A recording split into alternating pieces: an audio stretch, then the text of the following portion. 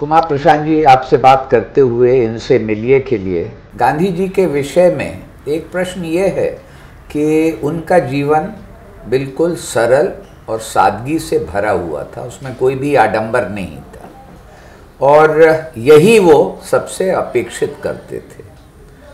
तो इस संदर्भ में देश के बड़े बड़े उद्योगपति, धनी लोग जैसे कि घनश्याम दास बिड़ला, ये कमल नयन बजाज, ये जो इनके नज़दीक आए तो उनकी क्या आवश्यकता या क्या उपादेयता थी?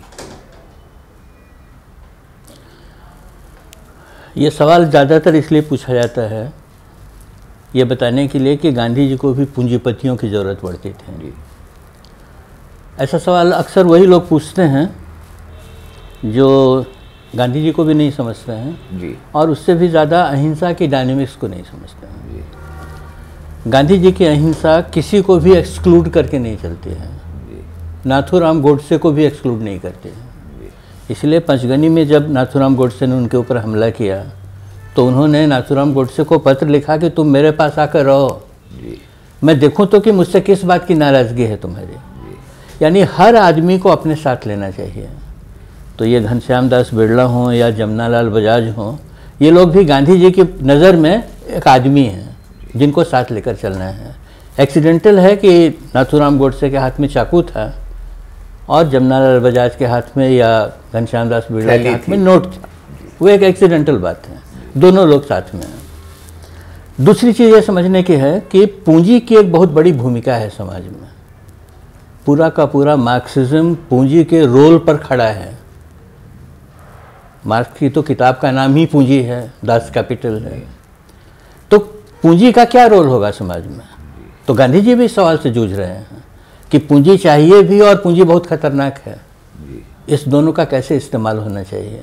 इसके बारे में एक बड़ी फिलॉसफी है जिसको वो ट्रस्टीशिप कहते हैं, लेकिन ट्रस्टीशिप, हाँ जी। लेकिन अभी उसकी विस्तार में मैं नहीं जाता हूँ। उन्होंने आज़ादी के समय में जमनालाल बजाज को एक बार कहा कि पैसा कमाने की जो तुम्हारी क्षमता है, वो कला कहते हैं, पैसा कमाने की जो कला है तुम्हारी, वो मुझको बहुत ज़रूरत है क्योंकि आज़ाद देश में बड़ी पूंजी की ज़रूरत पड़ेगी जी। लेकिन पूंजी का जो तुम खेल करते हो उसके तो मैं दांत तोड़ देने वाला हूँ। यानी पूंजी का खेल करने की आज़ादी नहीं है, पूंजी कमाने की आज़ादी होगी। तो ये जब दर्शन आप देखते हैं तो आप समझ सकते हैं कि उन सब लोगों को गांधी जी अपने साथ लेना चाहते हैं जो पूंजी वाला है, जो दूसरी अकल वाला है, इंटेलेक्चुअल है, सारी ताकतों को जोड़ना चाहते हैं जी। लेकिन साथ में ये भी सावधानी रखते हैं कि ये कोई भी आज़ादी के लक्ष्य के ऊपर हावी ना हो जाए। इसीलिए जमनालाल बजाज कांग्रेस वर्किंग कमेटी के मेंबर बनते हैं तो उनके सारे तरीके बदलवा देते हैं गांधी जी।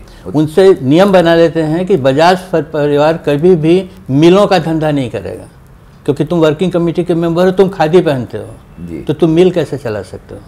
इसीलिए वो बात आज तक बजाज परिवार में चल रही है कि उन्होंने मिलों का धंधा नहीं किया, कपड़ा मिल नहीं शुरू किया, दूसरे धंधे बहुत सारे किए हैं, कपड़ा मिल नहीं किया। तो ये जो गांधी जी का तरीका है ये उनकी मदद लेने के लिए नहीं है, उनको अपने साथ जोड़ने के लिए है। तो इंक्लूजन जिसका इंस्ट्रूमेंट हो काम करने का, वो किसी को एक्सक्लूड करके क्यों चलेगा। इसीलिए उपादेयता का उतना बड़ा सवाल नहीं है जितना बड़ा भागीदारी का सवाल है, ट्रस्टीशिप का सवाल है। तो ये ट्रस्टीशिप की बात को जब हम समझेंगे और खासकर ये पूंजी का जो रोल है उसको समझेंगे तो गांधी जी की इस दृष्टि को हम समझ पाएंगे जी। लेकिन क्या इन दोनों ने कुछ आर्थिक रूप से साबरमती में या वर्धा में सहायता दी और उसका क्या उपयोग या उसका किस ढंग से गांधी जी उसे देखते थे? साबरमती और वर्धा में उन्होंने कुछ मदद की कि नहीं, ये सवाल ही उठाना सही नहीं है जी। क्योंकि वर्धा का तो पूरा काम ही जमनालाल बजाज का है। वो ज़मीन भी जमनालाल बजाज की है जहाँ पर आश्रम बना हुआ है जी। जब पहली बार गांधी जी पहुँचते हैं तो भी उन्हीं के आश्रम में रहते हैं, उन्हीं की ज़मीन पर रहते हैं और आखिर तक रहते हैं। इसीलिए वो कोई छिपी हुई बात नहीं है। ठीक है जी। सवाल सिर्फ इतना ही है कि क्या उनकी उस मदद से आज़ादी के आंदोलन पर कोई असर डालने की कोशिश की उन्होंने जी, या कोई ऐसी शर्त उन्होंने स्वीकार की जी, या किसी तरह इनके व्यापार बढ़ाने में मदद की, वो प्रश्न तो वो चीज़ कहीं भी आपको मिलती नहीं है। तो जो इंक्लूजन की बात मैं कह रहा हूँ उसके अलावा इसका कोई संकेत नहीं है।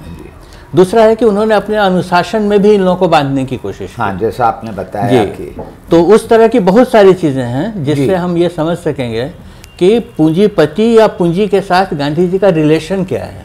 ठीक है, तो वो एक बार क्लियर हो जाए, क्लियर तो सवाल का जवाब भी मिल जाएगा। धन्यवाद। ये आपने लोगों में इसके बारे में चर्चा है, भ्रम है, जिसको बहुत आपने कायदे से स्पष्ट किया, उसके लिए धन्यवाद।